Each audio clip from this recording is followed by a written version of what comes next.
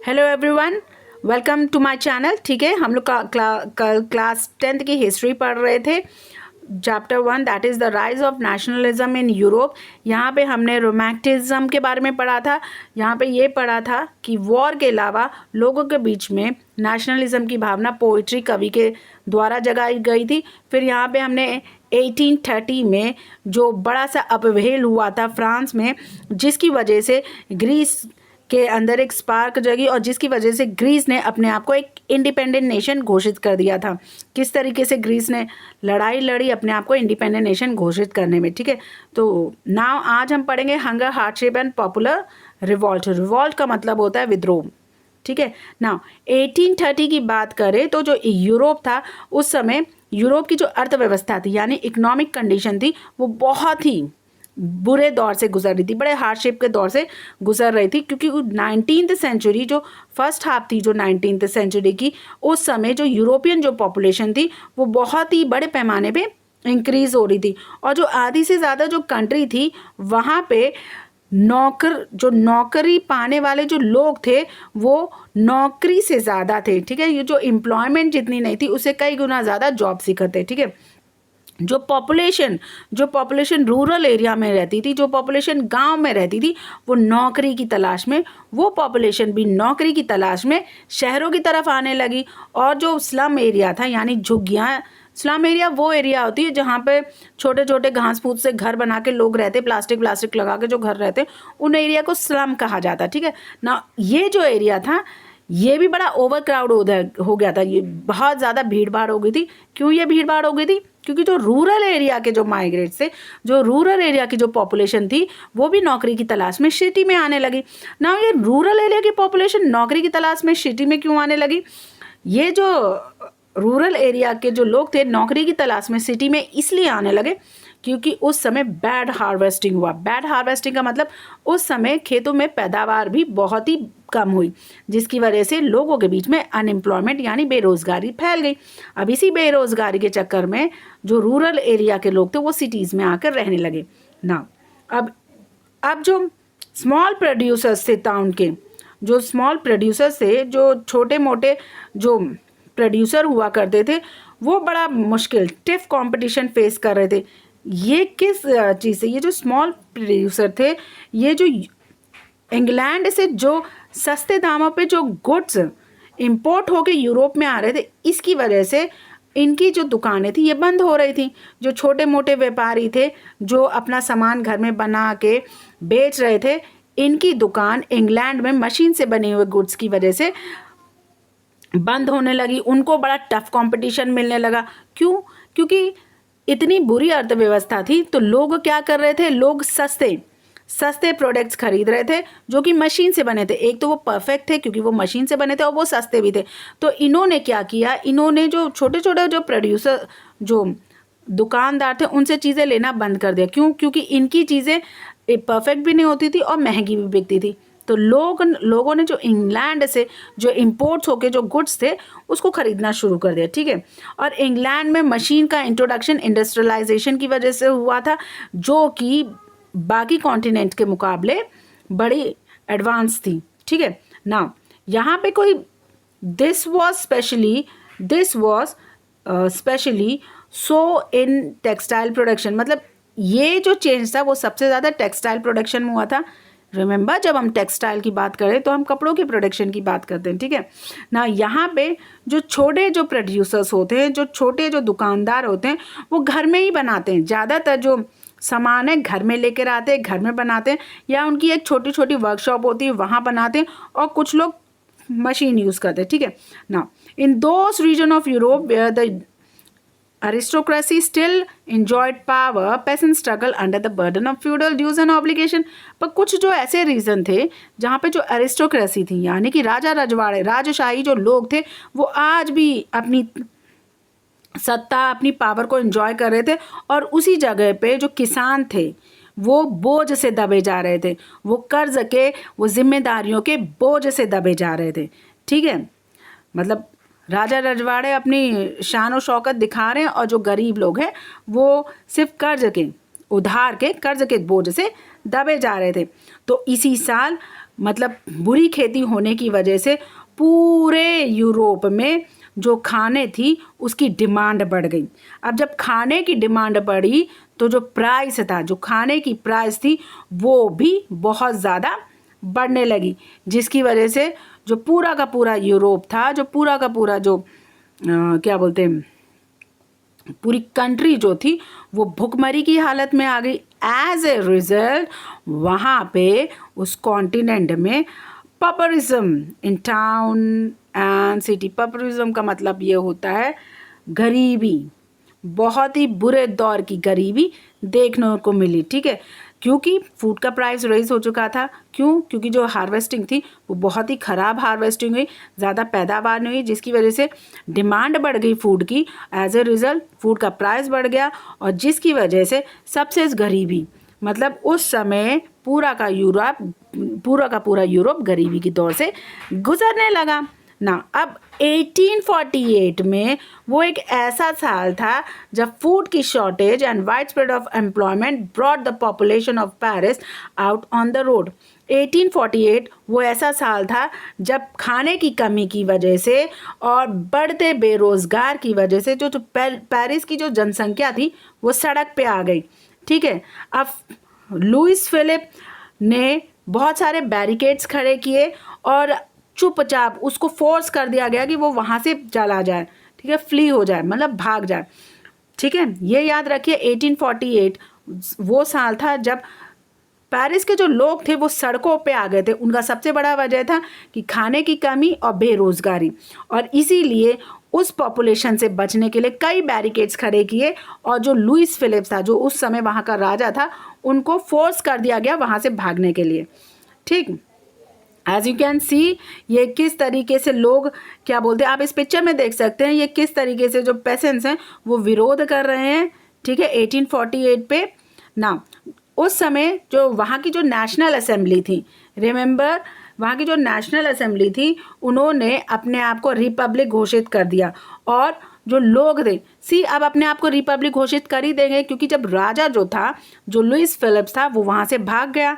अब वो जब वहाँ से लोगों को दयनीय हालत पे छोड़ के जब वो वहाँ से भाग गया तो जो नेशनल असेंबली थी वहाँ की, जो लोगों से बनी जो नेशनल असेंबली थी, उसने अपने आप को रिपब्लिक घोषित कर दिया। अब जब राजा नहीं है तो वो अपने आप को रिपब्लिक घोषित कर देंगे, राइट।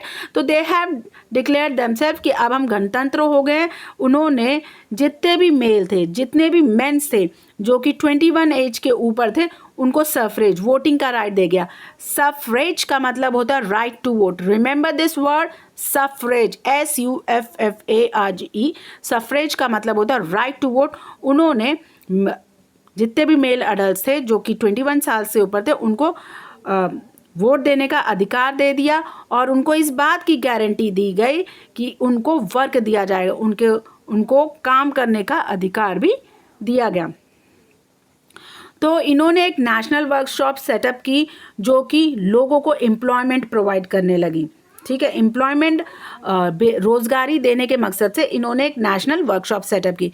ठीक है, अब आप आगे पढ़ेंगे किस तरीके से वहाँ के लोग ने अपनी जो गरीबी थी किस तरीके से ओवरकम किया। इट इज़ वेरी इंटरेस्टिंग ना। Early in 1845 weavers in Silesia had led a revolt against contractor who supplied them raw material and gave them order for finish textile but drastically reduce the payment. ठीक है, जो 1914 के शुरुआत में क्या हुआ, जो वीवर्स, जो बुनाईकार, आपने बुनकर सुने होंगे, बुनाईकार जो बुनते हैं, जो सिसिलिया के जो वीवर्स थे, उन्होंने जो कॉन्ट्रैक्टर था उसके खिलाफ विरोध शुरू कर दिया। क्यों? इसका सबसे बड़ी वजह थी जो कॉन्ट्रैक्टर था, जो उनको रॉ मटेरियल देता था, वो जब उनको रॉ मटेरियल देता था वो उनको बड़े महंगे दाम पे देता था। ठीक है, और उनको एक पर्टिकुलर ऑर्डर देता था कि इतने टाइम पे ख़त्म कर दो, लेकिन जब वो उनको पेमेंट देता था तो वो बहुत ही कम दाम में देता था। आप ये चीज़ याद रखिए, जो सिसिलिया के वीवर्स थे उनको कॉन्ट्रैक्टर रॉ मटेरियल महंगे दामों पे देते थे, पर जब उनसे फिनिश गुड्स लेते थे वो बड़े सस्ते दामों पे लेते थे, जिसकी वजह से जो वीवर्स थे सिलिसिया के, उन्होंने कॉन्ट्रैक्टर के जो कॉन्ट्रैक्टर था जो उनको ऑर्डर देता था उसके खिलाफ विरोध करना शुरू कर दिया। सबसे बड़ी वजह थी कि रॉ मटेरियल का प्राइस बहुत ज़्यादा होना, और जब उनको पेमेंट दी जाती थी तो वो रॉ मटेरियल की प्राइस से मिलती नहीं थी। ठीक है, Now here what the journalist has mentioned, Wilhelm Wolf journalist ने यहाँ पे सिसिलिया विलेज में जो इवेंट हुआ था उसको डिस्क्राइब किया था in this word, in this village cotton weaving is the most wide spread occupation, the misery of the worker it is extreme, the desperate need for jobs has been taken advantage of by the contractor to reduce the price of the goods they order. तो यहाँ इसने जो as you can सी जो journalist था Wilhelm नाम का, उसने ये बताया कि जो सेल्सिया नाम की जो गांव था वहाँ पे जो वीविंग का काम था, जो कॉटन वीविंग का काम था वो बड़े पैमाने पे था, ठीक है। लेकिन जो वहाँ के मिस्री थी, जो हालत थी, जो दयनीय हालत थी वहाँ के लोगों की, वो बहुत ही ख़राब थी। क्यों? क्योंकि वहाँ के लोग नौकरी के चक्कर में जो कॉन्ट्रैक्टर थे वहाँ के लोगों का बड़ा फ़ायदा उठा रहे थे। वो उनको जो फिनिश गुड होता था, जो वो ऑर्डर करते थे, उसको बहुत ही सस्ते दामों पे ख़रीद लेते थे, ठीक है। रिमेंबर, जो कॉन्ट्रैक्ट है वो फिनिश गुड भी सप्लाई करता था जो कि बहुत महंगे दामों पे सप्लाई होता था। एज यू कैन सी, आप आगे पढ़ेंगे। On June eight 2 PM a large crowd of weaver emerge from their home and march in the pair up to the mansion of the contractor demanding high wages. तो June का समय था, 2 बजे, दोपहर के 2 बजे थे 4 जून को, जब जो बुनकार वीवर्स जो थे, जो बड़े मात्रा में वीवर्स का जो क्राउड था, वीवर्स की जो भीड़ थी, वो अपने घर से निकल के जो कॉन्ट्रैक्टर का जो मेंशन था ना वहाँ की तरफ मार्च करने लगी। क्यों? क्योंकि वो अपनी जो वेजेस थे, सैलरी और वेजेस में अंतर होता है, सैलरी फिक्स होती है लेकिन वेजेस फिक्स नहीं होता। Remember this difference, there is a difference between salary and wages. Salary fixed होता है लेकिन वेजेस फिक्स्ड नहीं होता है। जो लेबर्स को दिया जाता है उनको वेजेस कहा जाता है, जो प्रोफेशनल्स को दिया जाता है उनको सैलरी कहा जाती है, ठीक है। तो जो वीवर्स थे वो हाई वेजेस की डिमांड कर रहे थे, इसलिए उन्होंने कॉन्ट्रैक्टर के घर की तरफ, मैंशन की तरफ मार्च करना शुरू कर दिया।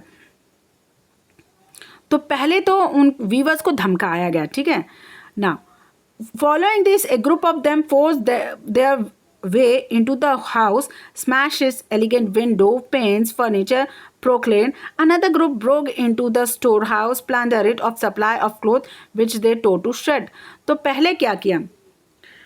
तो मतलब इस इंसिडेंट को फॉलो करते हुए कुछ जो वीवर्स थे वो घर के अंदर ज़बरदस्ती घुस गए, वहाँ के शीशे वीशे, बिल्डिंग्स फर्नीचर्स को सबको वो तोड़ने लगे। और जो कुछ जो थे उन्होंने क्या किया, वो प्लंडर, वो जो स्टोर हाउस में घुस गए, वहाँ की सप्लाई जो क्लोथ्स के उसको वो टुकड़ों में फाड़ने लगे। पर जो कॉन्ट्रैक्टर था वो अपनी फैमिली के साथ भाग गया, नेबर विलेज में भाग गया, ठीक है। लेकिन the contractor fled with his village family to a neighboring village, which however refused to shelter such a person. जो कॉन्ट्रैक्टर था वो अपनी फैमिली के साथ पड़ोस के गांव में भाग गया, पर जो वहाँ का जो इंसान था जहाँ वो भागा था उसने उस कॉन्ट्रैक्टर को शेल्टर मतलब शरण देने से मना कर दिया, ठीक है। तो 24 घंटे में वो वापस आर्मी के साथ लौट के आया, ठीक है। 24 घंटे हो गए तो वो अपनी एक आर्मी के साथ लौट के आया। In exchange that followed 11 weavers were shot. ना जब वो आर्मी के साथ लौट के आया, वो जो कॉन्ट्रैक्टर था जब वो आर्मी के साथ लौट के आया तो उन आर्मी ने क्या किया, उन्होंने 11 बुनकरों को गोली से मार दिया, ठीक है ना। यहाँ पे शुरुआत हुई। उसके बाद हम पढ़ते हैं next is 1848 the revolution of liberal. ना 1814 में लिबरल का रेवोल्यूशन। रिमेंबर, लिबरल का मतलब होता है मुक्ति, खुली सोच, ठीक है। It is different. अगर आप देखा जाए तो ये पॉलिटिकली लिबरल का मतलब अलग होता है और इकोनॉमिकली लिबरल का मतलब अलग होता है ना। Parallel to revolt of poor unemployed starving peasant and worker in many European countries in the year 1848 a revolution led by educated middle class was underway। मतलब 1814 में जो गरीब थे, बेरोजगार थे, जो भूखमरे किसान थे, जो वर्कर थे, वो तो विद्रोह कर ही रहे थे। उनके साइड बाय साइड, उनके जो पैरेलल था, जो एजुकेटेड मिडिल क्लास के लोग थे वो भी रिवॉल्ट कर रहे थे। उनका भी जो विरोध था वो भी अंडरवे था, यानी कि वो भी उनके पीछे पीछे था। ये देखिए, एजुकेटेड मिडिल क्लास के लोग भी 1848 पे रिवॉल्ट कर रहे थे, विरोध कर रहे थे। उसके साथ ही साथ जो पुअर थे, जो गरीब थे, जो बेरोजगार थे वो भी रिवॉल्ट कर रहे थे, वो भी विरोध कर रहे थे ना। फरवरी 1848 में France has brought the abdication of the monarch and a republic based on universal male suffrage has been proclaimed. तो ये फरवरी, ये जो इवेंट है ये फरवरी का है। फरवरी 1408 में फ्रांस ने क्या किया, मोनार्की सिस्टम को ख़त्म कर दिया। Remember what is monarchy?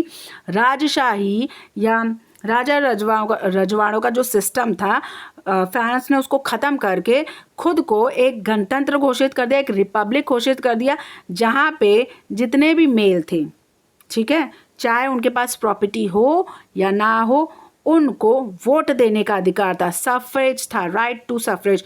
Suffrage का मतलब, रिमेंबर SUFFRAG, सफरेज का मतलब होता है राइट टू वोट, उसका अधिकार था, ठीक है, उसको अधिकार दिया गया था, डिक्लेयर कर दिया था। पहले अपने आप को फ्रांस ने रिपब्लिक डिक्लेयर किया, फिर जितने भी मेल्स थे उनको यूनिवर्सली मतलब राइट वोट देने का अधिकार भी प्रदान कर दिया ना।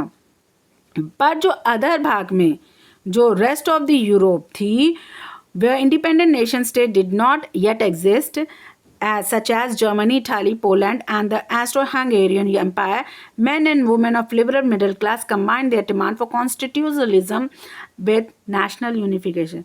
But जो rest of the Europe थी, जैसे कि जर्मनी थी, इटली थी, पोलैंड थी, एस्ट्रो-हंगेरियन थी, हम एम्पायर था, जो कि उस समय एक इंडिपेंडेंट नेशन नहीं थे। वहाँ की जो औरत थे, जो आदमी थे, जो लिबरल मिडिल क्लास के औरत आदमी थे, वो एक कॉन्स्टिट्यूशनल डिमांड कर रहे थे अपने आप को नेशनल यूनिफाइड करने के लिए। यूनिफिकेशन का मतलब होता है एकागरी, ठीक है, अपने आप को एक यूनिफाइड, एक यूनिट में करके एक नेशनल, एक सिंगल कॉन्स्टिट्यूशन की डिमांड कर रहे थे। They took advantage of the growing popular unrest to push their demand for creation of nation state on parliamentary principle.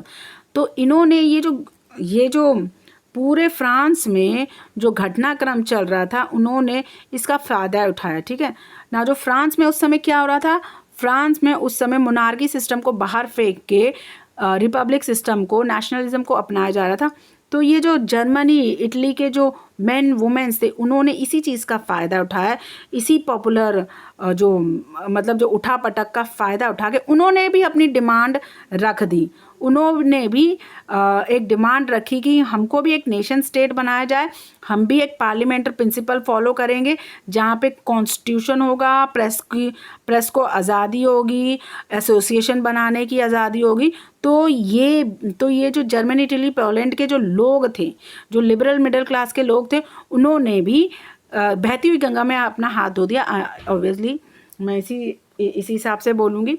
Y? Because France में तो उठापटक चल ही रही थी, फ्रांस में नेशनलिज्म की विरोध चल रहा था, फ्रांस में क्या बोलते मोनार्की सिस्टम को ख़त्म किया जा रहा था, वहाँ पे रिपब्लिक को इंट्रोड्यूस किया जा रहा था। तो इसी में ये जो Germany, Poland, Austro Hungarian empire के जो लिबरल मिडिल क्लास के लोग थे, इसी क्या बोलते अनरेस्ट, इसी क्या बोलते इवेंट का, इसी इंसिडेंट का इन्होंने फ़ायदा उठा लिया और इसी का एडवांटेज लेके इन्होंने अपना भी दावा ठोक दिया एक नेशन स्टेट का। उन्होंने भी कह दिया कि अब हमको भी एक नेशन स्टेट चाहिए, हम भी एक पार्लियामेंट्री प्रिंसिपल फॉलो करेंगे, जहाँ पे हमारा एक कॉन्स्टिट्यूशन होना चाहिए, हमको हमारे प्रेस को आज़ादी होनी चाहिए, हमको एसोसिएशन बनाने की आज़ादी भी चाहिए। पर जो जर्मन रीजन था, in the German region a large number of political association whose member were middle class professionals, businessmen, prosperous artisan came together in the city of Frankfurt and decided to vote for all German nation assembly. But अब Italy, German ये सब तो nation state चाहते थे, but जो German region था, तो German reason के जो सबसे ज़्यादा जो पॉलिटिकल एसोसिएशन थे, जिनके जो मेंबर्स थे वो ज़्यादातर मिडिल क्लास मेंबर्स थे, जो कि प्रोफेशनल्स थे, जो कि बिजनेसमैन थे, जो कि आर्टिस्ट थे, इन्होंने एक मीटिंग कंडक्ट की फ्रैंकफर्ट में, ठीक है। यहाँ पे जब वो मीटिंग कंडक्ट की फ्रैंकफर्ट में, तो वहाँ इन्होंने डिसाइड किया कि नहीं, हमको सिर्फ जर्मन भाषी नेशनल असेंबली चाहिए, ठीक है, हम एक ऑल जर्मन नेशनल असेंबली चाहते हैं। इसमें हम इटली इन सबको इंट्रोड्यूस नहीं करना चाहते, हम सिर्फ जर्मन स्पीकिंग एक नेशन चाहते हैं, ठीक है। So they have voted for German national assembly, ठीक है। ऑन 18 मई 1848 तो 1848 में 831 रिप्रेजेंटेटिव जो थे उन्होंने जो मार्च किया था festive procession to take their place in the Frankfurt parliament convent in the church of Saint Paul. तो ये जो 831 जो चुने हुए जर्मन नेशनल असेंबली द्वारा जो चुने हुए रिप्रेजेंटेटिव थे, इन्होंने क्या किया, ये फ्रैंकफर्ट पार्लियामेंट, ठीक है, ये तो they were marched festive procession to take their place in the Frankfurt parliament. तो ये जो रिप्रेजेंटेटिव थे ये फ्रैंकफर्ट पार्लियामेंट की तरफ मार्च करने लगे, ठीक है ना। वहाँ पे they have drafted constitution for a German nation. Frankfurt parliament में मार्च करके इन्होंने जर्मन कॉन्स्टिट्यूशन को ड्राफ्ट किया, ठीक है, जो कि now they drafted a constitution for a German institution to be headed by monarchy subject to a parliament। तो इन्होंने कॉन्स्टिट्यूशन ड्राफ्ट किया जर्मन नेशन के लिए, ठीक है, जिसको एक जिसमें ये कहा गया कि जो मोनार्की है उसको पार्लियामेंट में कन्वर्ट कर दिया जाए, ठीक है।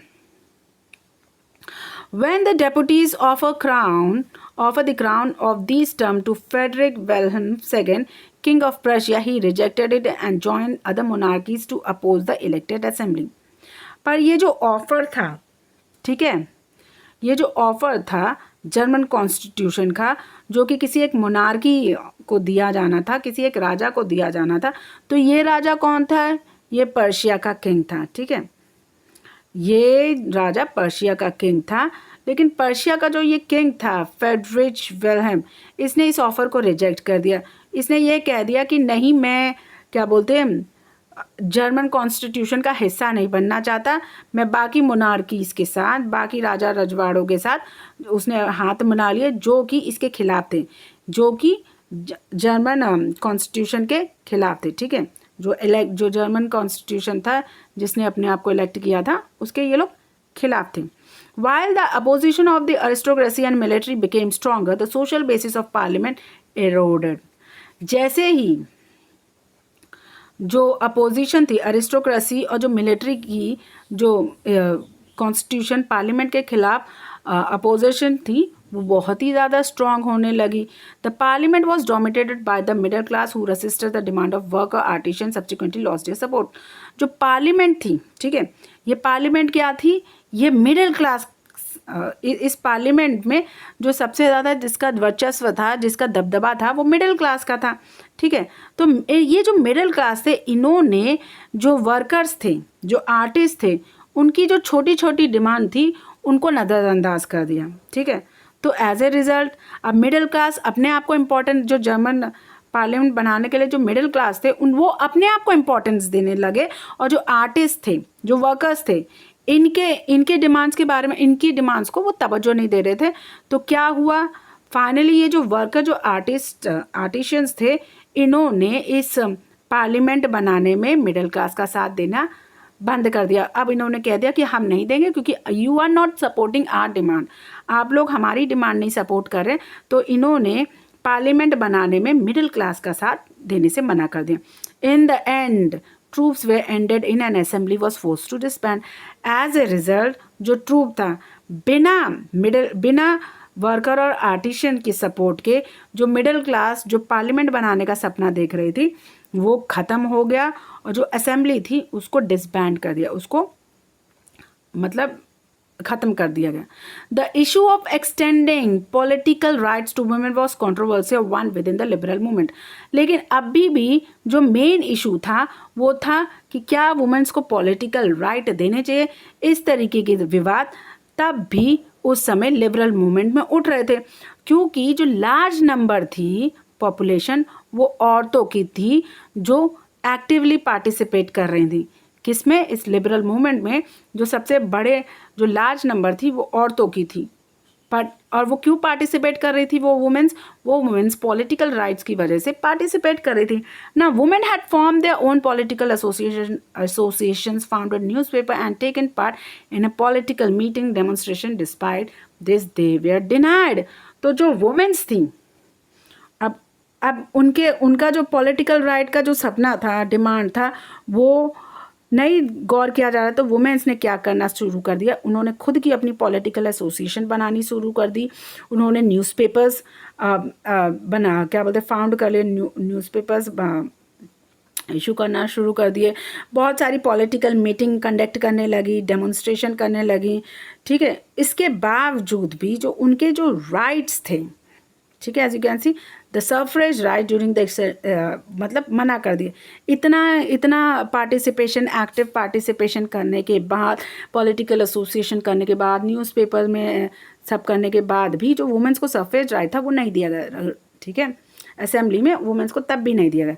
When the Frankfurt parliament convened in the church of Saint Paul, जो फ्रैंकफर्ट पार्लियामेंट थी जो चर्च में कंडक्ट की जा रही थी, ठीक है, चर्च था, चर्च सेंट पॉल में फ्रैंक पार्लियामेंट बनी जा रही थी, कोई बिल्डिंग नहीं थी, वो एक चर्च में था, वहाँ पे फ्रैंक पार्लियामेंट चल रही थी, ठीक है। Women were admitted only as a observer to stand in the visitor gallery, ठीक है।